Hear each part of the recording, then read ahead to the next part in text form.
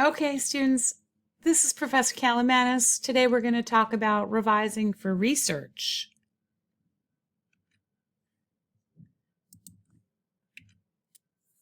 So we're going to just talk about our primary goals on revising, how to build your essay, and using sources and citing them. So try to remember that your paper is really your own ideas, not the other way around. So students have gotten into this habit of, cutting and pasting. And what we're trying to do at the college level is to teach you to kind of think for yourself and then use a lot of information behind you, right? So the textbook talks about they say this and I say this. And we want to just kind of distinguish when it's your voice and when it's somebody else's voice. So remember that the primary goal is putting all of this into your own words, trusting your own voice. And I always say that's what authoring is, right? You are an authority. So some researchers that have worked with college students, Kate Mangelsdorf and Evelyn Posey, have determined that there are 3 principles that can really help you. 1 is to put things in your own words. 2 is to quote sparingly, and 3 is to document your sources. So if you just keep those 3 things in mind, right? I'm the one talking. I use less of other people's ideas, and I make sure that I document where I got those ideas from. Okay, so here's all the people behind you, right? This is the research that you found, right? There's the article that you read, the video that you watched, talking to the librarian, finding things. So just a few things to remember. You want to limit your sources to 10 to 20% of your paper. So that means that mostly what you're doing is writing the paper yourself. You use other people's ideas to support yourself. If you want to use a direct quotation, remember to just use a small piece of that. It has to be something that you can't put into your own words. So if there's some kind of piece of information, then remember to introduce the signal material, right? So if I'm writing a paper and I say something like, college students who work their way through are doing better.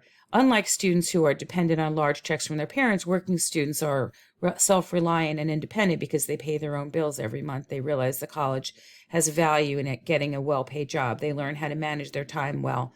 I believe that my husband and I are happy and financially stable.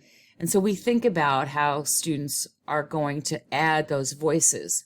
Notice that as I was talking and I said, working your way through college has many advantages. And then I switched into some other voice. This is what happens if you don't do this, where you say, according to. So if I were to say, working your way through college has many advantages, according to Audrey Rock Richardson, she says that she was happy and financially stable as a direct result of learning how to manage her time and money in college. So you can hear how that signal phrase tells the reader that it's not me talking, instead of it switching into this other voice. So that's one way that students can improve their writing. Then remember to indicate where you've obtained this. Now, I know you know this. Everybody's afraid that they're going to plagiarize or make a mistake somehow. So just remember to just do the best you can in the body of the essay and at the end of the essay. Okay, so things to keep in mind. How do you use your sources, right? These are 5 major areas, right? When you're planning, when you're putting together your work, cited, summarizing or paraphrasing, signal, phrases, and highlighting. So you use your sources in ways that you can't just talk about this yourself, right? So students are not the experts on these topics. You're using expert information unless you're doing your own research. So you want to think about those signal phrases to foster better writing in your ideas, and also just highlight things to prove your point. But try to trust yourself when you're talking about these issues. Okay, let's go to the next slide. Here's a timeline. This is the writing process, which we've talked about a few times during the semester. And you can see that there are, on the top line, there are things that are sort of supporting your writing. And on the bottom line, other ways that you're approaching the work, right? So I always say the pre-writing is what your professor has given you to read. your reflections, summary, and analysis. Drafting is your own ideas. Sometimes I let you draw pictures, as you know, or I'll ask for bullet points. And then revising for research, that's after the library session, after we've talked about finding outside sources. In the editing, you might want to think about your MLA text citation and your works page. And then proofreading, where you're working on your sentences. Really important thing here is the citations. Remember that there's two different kinds of citations. One is what happens inside the body of the text. So as you're writing and you're reading along, working your way through college has many advantages, unlike students who depend on large checks from their parents. Working students tend to be self-reliant and independent.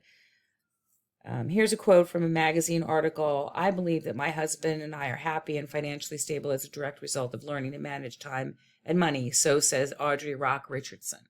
All right, so you can hear that in-text citation. The works cited page is just the facts. You list everything, author's last name or website, as much information as you can provide, and knowing which format to use.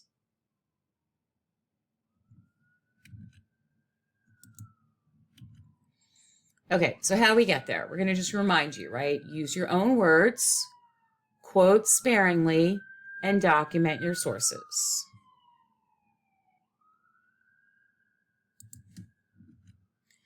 All right, so thanks so much for joining me. One last thing I want to say to you, and that is, at this college, we believe in supporting our students 110%. By using your skills to revise a draft for research, English writers learn to be agile and to create logical process for researching at the college level. Student writers thrive because of our faculty, our librarians, and our teaching, which includes sources for academic exploration. We know that it takes a great team behind our students to learn this process. Still, every paper can improve. As the great poet Ellen Bryant Voigt says, it's all a draft until you die. All right, so thank you so much for joining me, and I wish you luck on your papers. Congratulations, and just keep at it. You can do this.